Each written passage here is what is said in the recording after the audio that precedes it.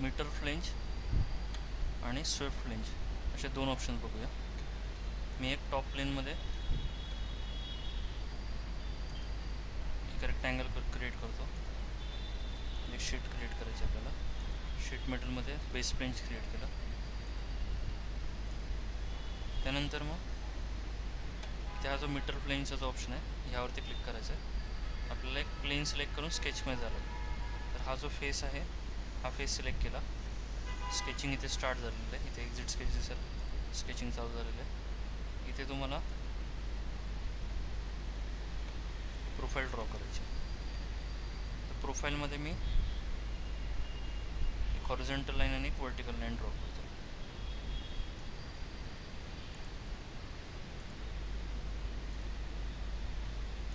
Exit केलं. आता हे जर का बघितलं तर इथून इकडे मटेरियल ॲड झालं. ओके.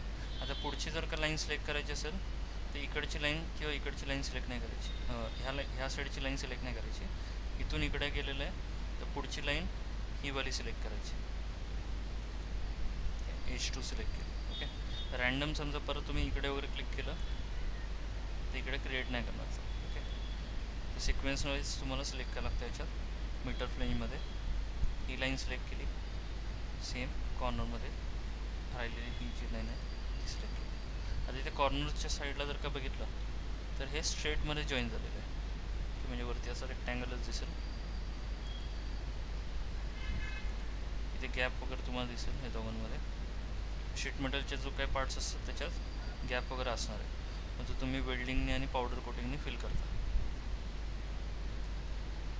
पावडर कोटिंग प्रोसिजर एकदा यूट्यूबवरती बघून घ्या. ओके. वेगवेगळे जे मॅन्युफॅक्चरिंग मेथड्स राहतात त्याची व्हिडिओज तुम्हाला मशीन्स वगैरे सगळे यूट्यूबवरती भेटून जातात. तिथे ड्रॉ केलं तर फक्त एल शेप. ओके. सेम हा एल शेप जो स्केच आहे तो आपण यूज करू स्वेप्ट फ्लेंजसाठी. तिथे स्वेप्ट फ्लेंजवरती क्लिक केलं. स्केच ऑलरेडी सिलेक्टेड आहे.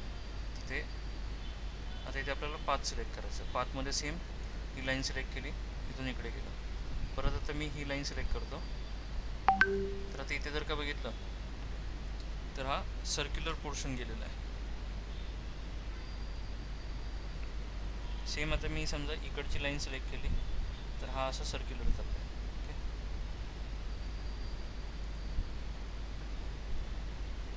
तर हे असं सर्क्युलर डायरेक्शनमध्ये तो मटेरियल ॲड करत जाणार. तर हे झालं स्वेप्ट फ्लेंज. ओके. मगाशी इथे जर का बघितलं तर कॉर्नरमध्ये स्ट्रेट होतं मीटर फ्लेंजमध्ये. हा दोघातला डिफरन्स आहे.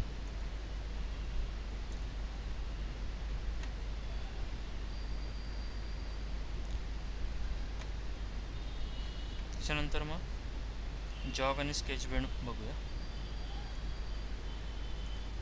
दोघांसाठी एक लाईनच लागणार आहे. मी समजा एक लाईन ड्रॉ केली.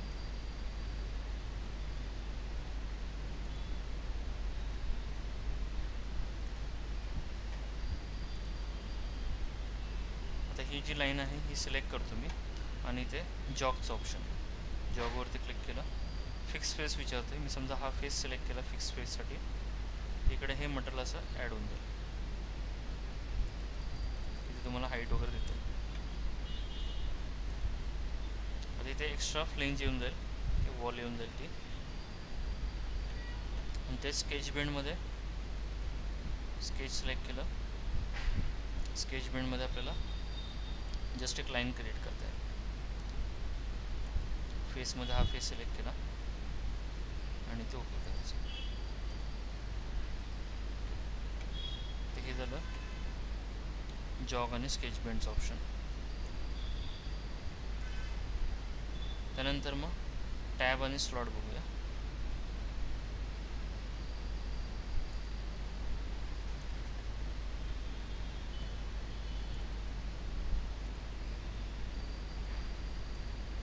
आता इथे मी 2 वेळा फ्लॅट वॉल जे आहे ते क्रिएट करतो. म्हणजे आपला जो पहिला ऑप्शन आहे बेस प्लेनचा तो आपण क्रिएट करणार. ते कॉर्नर रेक्टँगल घेऊ. 2 कॉर्नर पॉईंट द्यायचे.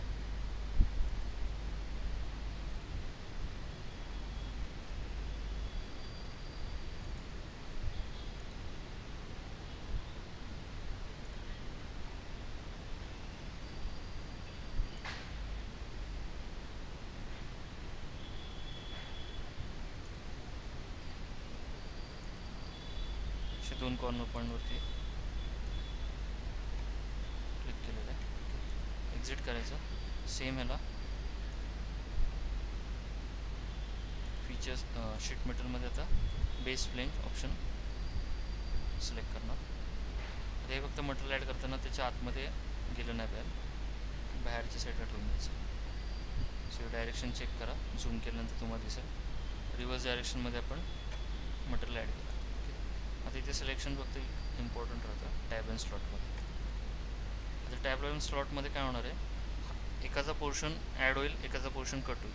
जिथे ह्याचा पोर्शन ॲड होईल त्या पोर्शनला इकडे पार्ट जो आहे तो कट करतो. इकडे जेव्हा ॲड करतो आहे त्याच्यामध्ये हा पोर्शन कट करतो. तिथे टॅब अँड स्लॉट सिलेक्ट करायचं. त्यानंतर मी ते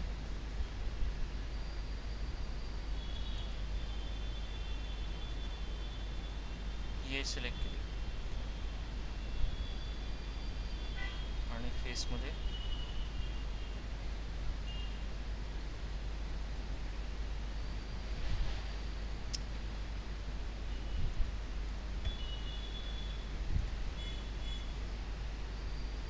आतली एज सिलेक्ट करू आधी.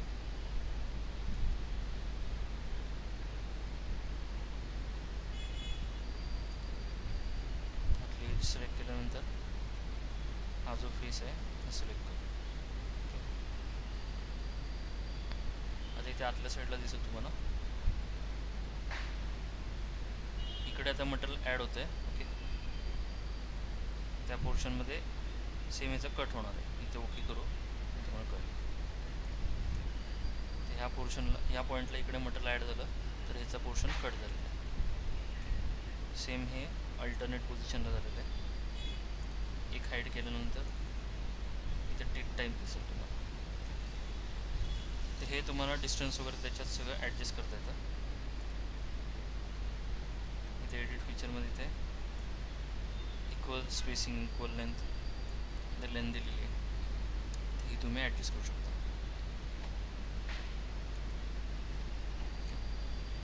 हे झालं टॅब अँड स्लॉट्स ऑप्शन.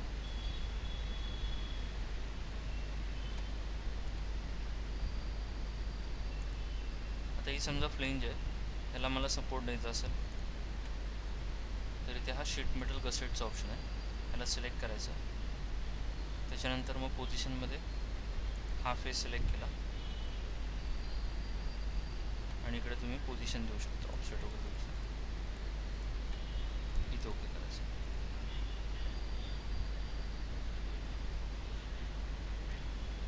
तर हा झाला शीट मेटल गसेटचा ऑप्शन.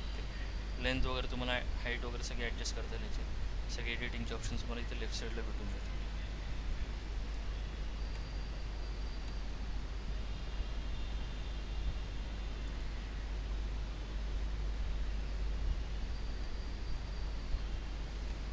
त्यानंतर मग सिम्पल होल काल बघितलं होतं, एक्सट्रूड कट पण बघितलं होतं. वेंट आपण आता बघूया.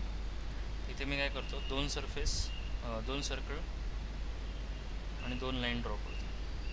CPU मागच्या साईडला पोर्शन राहतो.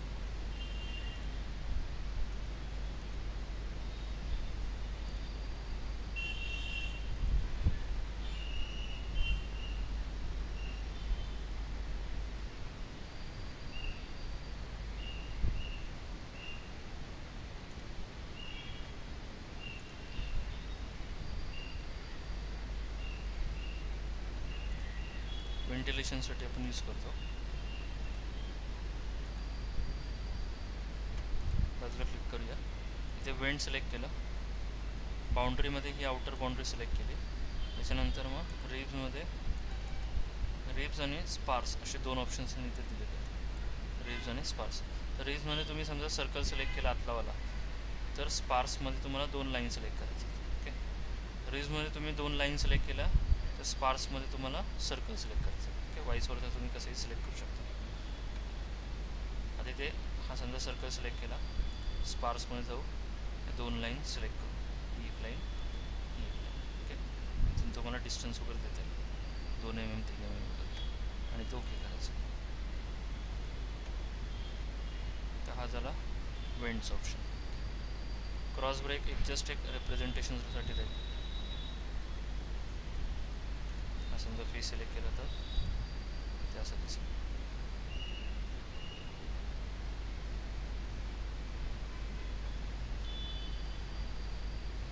त्याच्यानंतर मग कन्वर्ट टू शीट मेटल बघूया.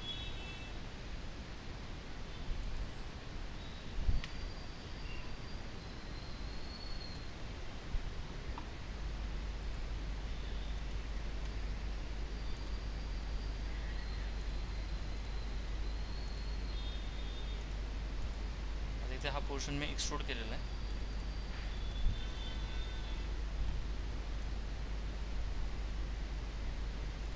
शीट मेटलमध्ये येतो, कन्वर्ट टू शीट मेटलवरती क्लिक केलं. फेसमध्ये समजा मी हा सिलेक्ट केला. त्याच्यानंतर मग बेंड एजेसमध्ये हे 4 लाईन खालच्या सिलेक्ट करतो. 1 2 3 4. त्यानंतर मग त्यांनी रिप एजेस ऑटोमॅटिकली क्रिएट केल्या. रिप एजेस म्हणजे हा जो गॅप आहे तो गॅप त्यांनी ऑटोमॅटिकली सेट केलेला आहे. ओके, तर हे असं आपण पार्ट मॉडेलिंगचा फाईल शीट मेटलमध्ये कन्वर्ट केली. ओके, फ्लॅटनवरती क्लिक केल्यानंतर हे फ्लॅट झालं पाहिजे, तर तो पार्ट शीट मेटलमध्ये पूर्णपणे कन्वर्ट झालेला आहे.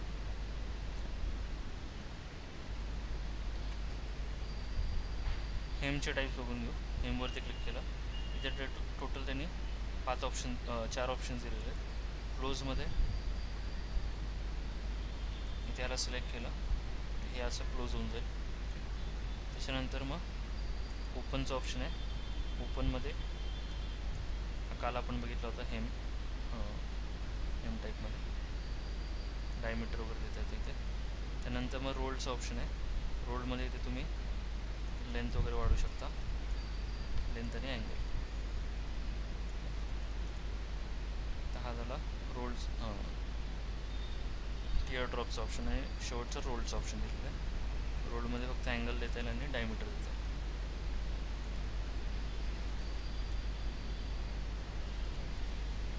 एवढे ऑप्शन बघून घ्या. आता इथे फ्लॅटन, त्यानंतर मग रिप आणि इथे फॉर्मिंग टूल्स वगैरे राहिलेले आहेत. काल बघितलं होतं का आपण क्लोज कॉर्नर वगैरे? नाही सर. 4 एक ऑप्शन बघून घेतलेस. आता क्लोज कॉर्नरमध्ये समजा मी हा फेस सिलेक्ट केला.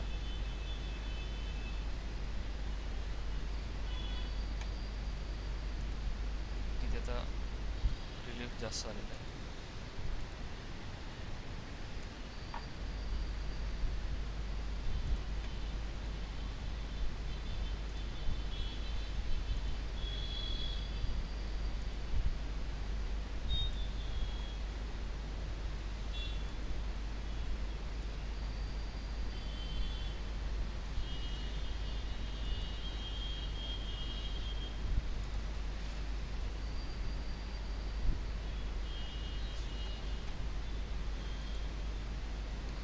क्लोज कॉर्नर सिलेक्ट केलं.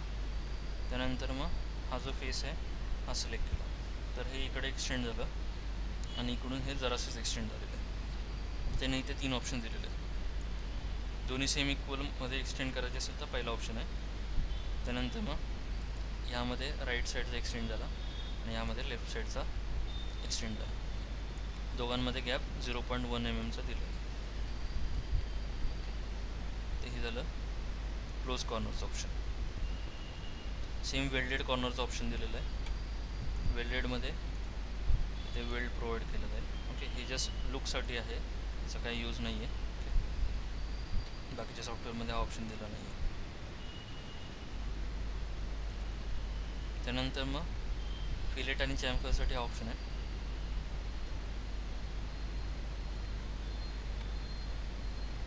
इथे सिलेक्ट केली, चॅम्फर आला आणि फिलेट आला.